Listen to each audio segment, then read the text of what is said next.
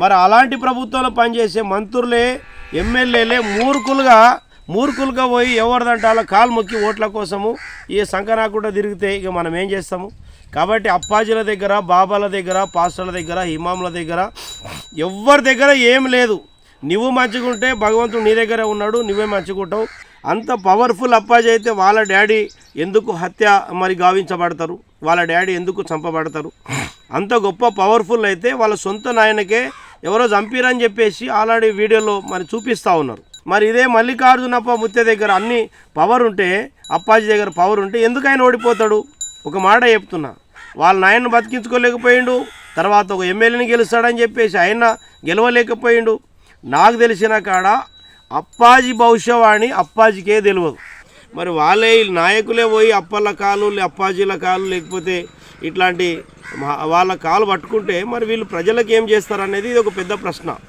ఈరోజు ప్రజల భవిష్యత్తు చెప్తాంటే అసలు నమ్మే ప్రజలు మూర్ఖులా, లేకపోతే చెప్పే అప్పాజీ లాంటి వాళ్ళు మూర్ఖులా? ఎవరి దగ్గర ఏమి ఇట్లాంటి అప్పాజీలు కేవలం ప్రజలను మోసం చేయడానికి, ప్రజలకు తప్పుదోవ పట్టేయడానికి, ప్రజలకు రాంగ్ వే చూపించడానికి మాత్రమే ప్రయత్నం చేస్తున్నారు. ఇట్లాంటి బాబాలు నమ్ముకోవడం అది మీ మూర్ఖత్వం తప్పితే బాబాల తప్పిదం కాదు. ఇది మల్లికార్జున ముత్య మరి అప్పాజీ అనే పేరు బాగా వైరల్ అవుతూ ఉన్నది. తర్వాత ఏదో లడ్డు ముత్య అని కూడా చెప్పిండ్రు. కానీ ఆయన ప్రజల భవిష్యవాణి చెప్తాడట, తర్వాత ఆయన ప్రజల నాయకుల భవిష్యవాణి చెప్తాడట. తర్వాత అప్పాజీ ఏదంటారు అంటే ప్రజలకు భవిష్యత్తులో ఏం జరుగుతుందో చెప్తాడట. తర్వాత వాళ్ళ ఫోన్ నంబర్లు, వాళ్ళ పేర్లు, వాళ్ళ మనసులో ఉన్నటువంటి మాట కూడా చెప్తాడట. నాకు తెలిసి చాలామంది రాజకీయ నాయకులు పోయి ఆయన కాలు పట్టుకోవడం కానీ, నాకు గెలిపిమని చెప్పేసి చెప్పడం కానీ ఇట్లా నేను చూసిన. కానీ అంతిమంగా నేను ఒక సామాజిక కార్యకర్తగా చెప్తా ఉన్నా, ప్రజలకు అందరికి అప్పీల్ చేసేది ఏంటంటే, ఈ అప్పాజీల దగ్గర ఈ మల్లికార్జున ఏవైతే ముత్య ఉన్నారో ఆయన దగ్గర ఏం లేదు. ఇంకోటి ఏంటంటే మరి నమ్మేటోళ్ళు మనం మోసపోతున్న మన విషయం గమనించాలి. ఈరోజు ముఖ్యంగా ఈ భూమి మీద ఈ మహారాజులు కానీ, లేకపోతే పాస్టర్లు కానీ, లేకపోతే ఇమాములు కానీ, ఈరోజు అన్ని మతాలలో ఈరోజు గురువులు కానీ ఎవరు కూడా దేవుళ్ళు కాదు. కానీ ఎవరైనా ఒక దేవుడి పేరుతోటి ప్రచారం అవుతుర్రంటే అది వాళ్ళ మూర్ఖత్వము, అక్కడ వెళ్ళే ప్రజల మూర్ఖత్వం తప్పితే ఇంకోటి కాదు. కానీ మరీ ముఖ్యంగా ఈ భూమి మీద మనిషి దేవుడు కాజాలడు. ఏ దేవుడైనా కూడా, ఎవరైనా ఏ మనిషి అయినా కూడా దేవుడు కాడు. కానీ ఈరోజు రాజకీయ నాయకులు అంటే నమ్మిన ప్రజల మీద విశ్వాసం లేక పోయి అప్పాజీల దగ్గర పోయి కాలు మొక్కడం అనేది అది వాళ్ళ విఘ్నత, అది వాళ్ళ ఆలోచన చేసుకోవాలి.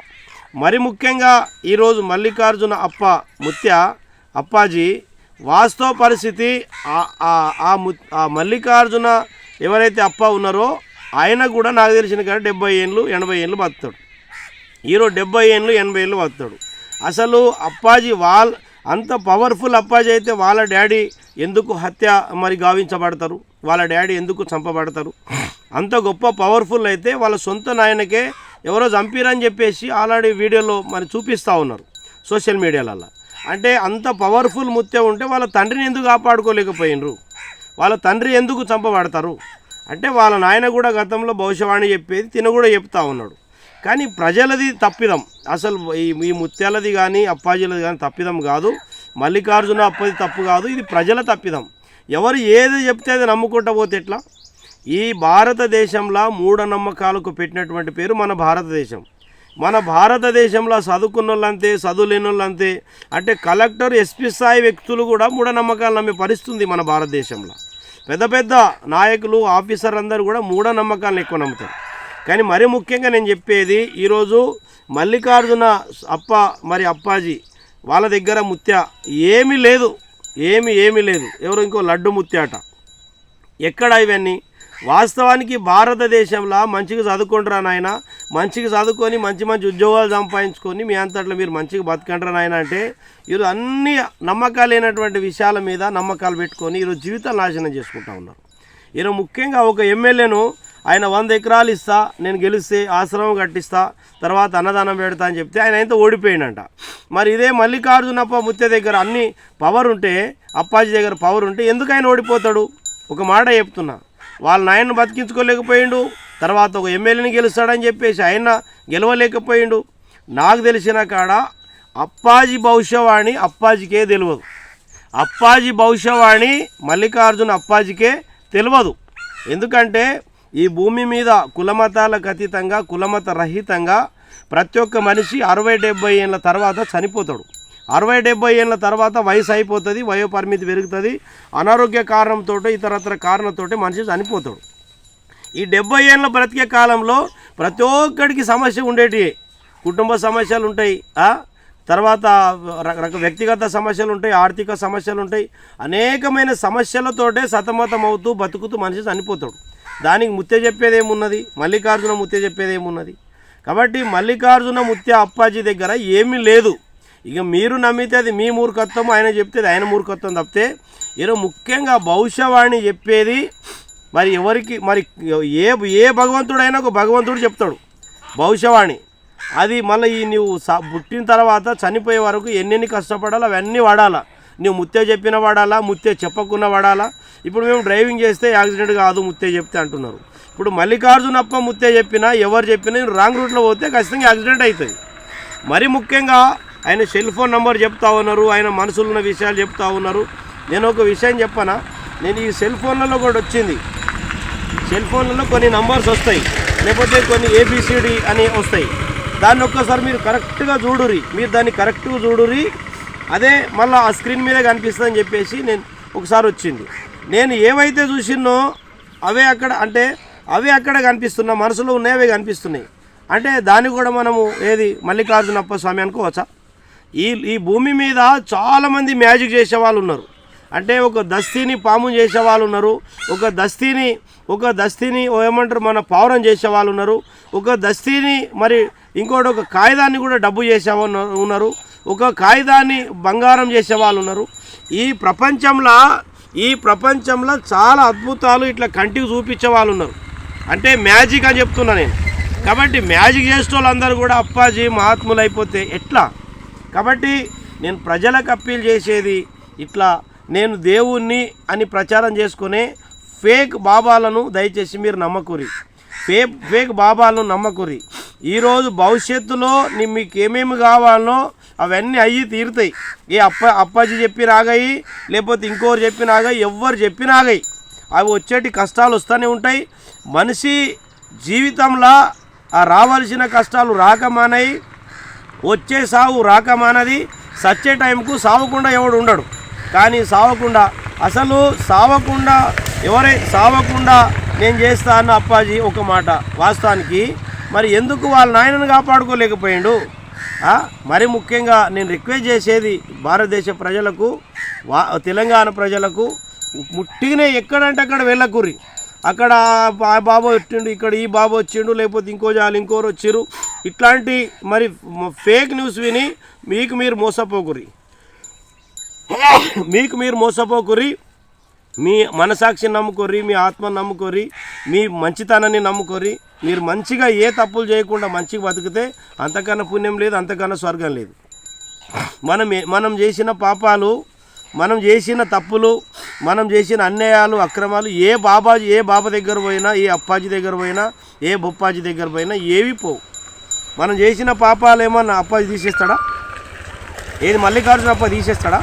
కాబట్టి మనం మంచిగా ఉంటే భగవంతుడు మనకు చల్లగా చూస్తాడు. మనం మంచిగా లేకపోతే అదే మన జీవితానికి తప్పకుండా నాశనానికి దారి తీస్తుంది. కాబట్టి మనం చక్కగా లేక అప్పాజీ దగ్గర పోతే ఏం జరుగుతుంది? కాబట్టి అప్పాజీ మల్లికార్జున అప్ప దేవుడు అంటే అది ఫేక్ దేవుడు, ఫేక్ అప్ప. దయచేసి ప్రజలను అప్పీల్ చేసేది ఒకటే, మీ పిల్లల చదువు మీద, మీ కుటుంబ మరి సమస్యలు తీర్చుకునే దాని మీద, మీ అవసరాలు తీర్చుకునే దాని మీద, మీరు గట్టిగా పనిచేసుకొని పైకి వచ్చే దాని మీద, బిజినెస్ల మీద, ఇంకో ఇతరతర దాని మీద ధ్యాస పెట్టి మీ భవిష్యత్తు మంచిగా చేసుకోండి. ఈరోజు నేను ఫేక్ బాబాలను, ఫేక్ అప్పాలను, ఫేక్ అప్పాజీలను, ఫేక్ స్వామిలను, ఫేక్ పాస్టర్లను, ఫేక్ ఇమాంలను నమ్మి ఈరోజు మోసపోవడం కన్నా మీరు నమ్ముకొని మీరు మంచిగుంటే భగవంతుడు తప్పకుండా మీకు చల్లగా చూస్తాడు. కానీ మరి ముఖ్యంగా నేనే దేవుడు అంటే అంతకన్నా మూర్ఖుడు ఇంకా భూమి మీద ఎవరు ఉండరు. నేనే దేవుడని ఎవరైనా చెప్తే అది బాబా కావచ్చు, అప్పాజీ కావచ్చు, మహారాజ్ కావచ్చు, లేకపోతే ఏమంటారు పాస్టర్ కావచ్చు, ఇమాం కావచ్చు, నేనే దేవుడు అంటే అంతకన్నా మూర్ఖత్వము ఈ భారతదేశంలో ఇంకోటి ఉండదు.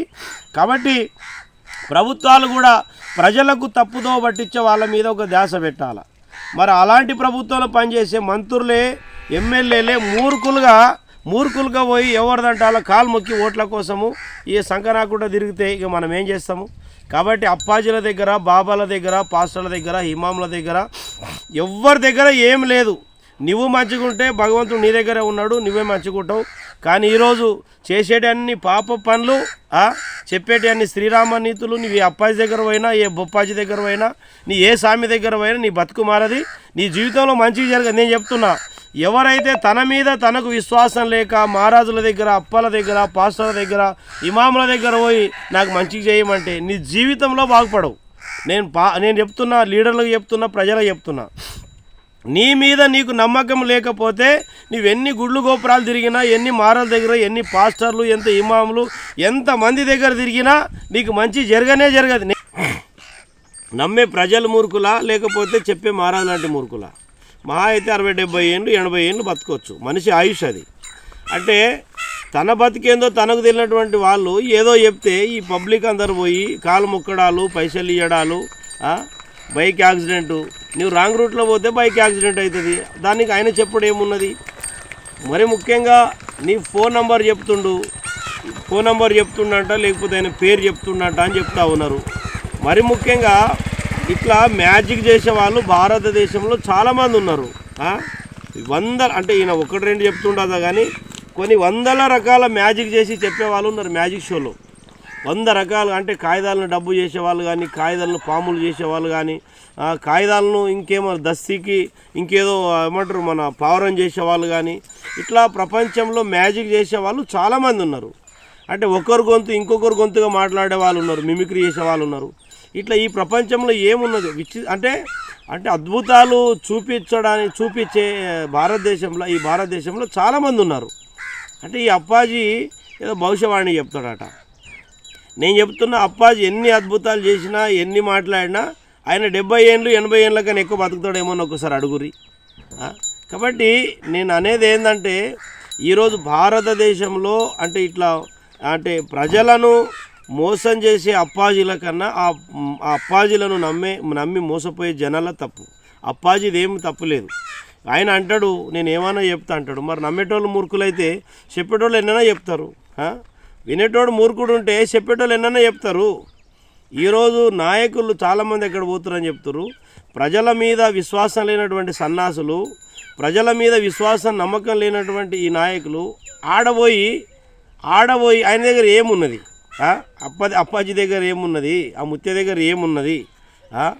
ముఖ్యంగా మహారాజులు చనిపోతున్నారు, పాస్టర్లు చనిపోతున్నారు, ఇమాములు చచ్చిపోతున్నారు, పెద్ద వాళ్ళు అంటే ప్రజలలో నేను గొప్పోళ్ళు అనేటోళ్ళు అందరూ చచ్చిపోతున్నారు.